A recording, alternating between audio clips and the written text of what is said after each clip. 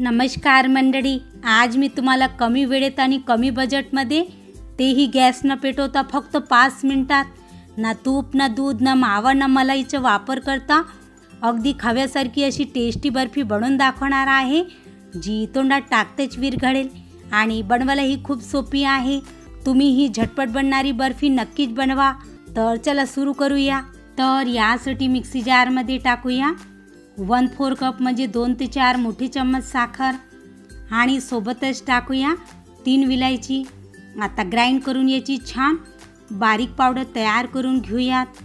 बघा, आपण अशी छान बारीक पावडर तयार करून घेतली आहे। तर एका मोठ्या बाउलमध्ये काढून घेऊयात।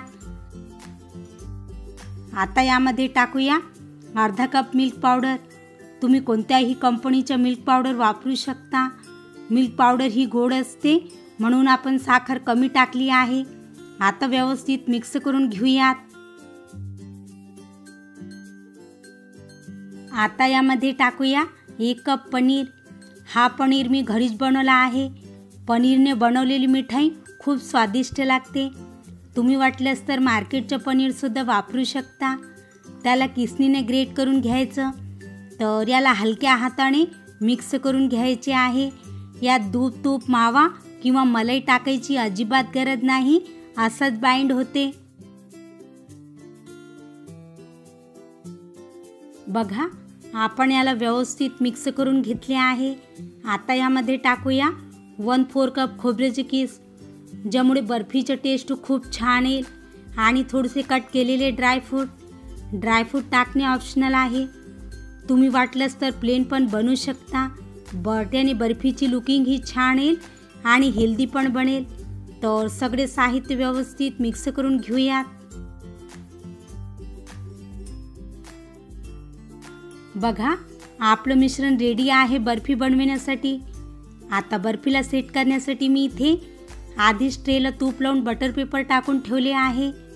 तर पूर्ण मिश्रण यामध्ये टाकूया आणि पॅचुलाच्या मदतीने चारी साईडने एकसारखं स्मूथ करून घेऊयात, किंवा तुम्ही असं चमच्याने सुद्धा स्मूथ करू शकता।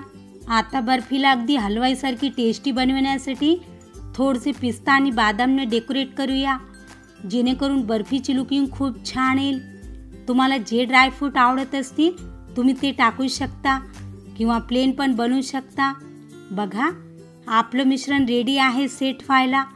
तर 15 मिनिटं फ्रीजमध्ये सेट व्हायला ठेवून देऊया, ज्यामुळे लवकर सेट होईल।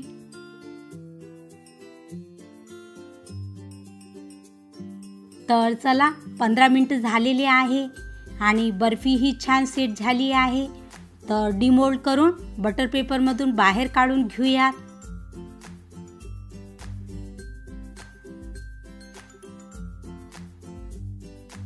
वाव, किती छान मस्त सेट झाली आहे। तर चला पीसेसमध्ये कट करून घेऊयात। वाव, कट करतानाच वाटत आहे ना की किती सॉफ्ट बनली आहे। तुम्हाला जसे लहान मोठे पीसेस करायचे असतील तुम्ही तसे कट करू शकता।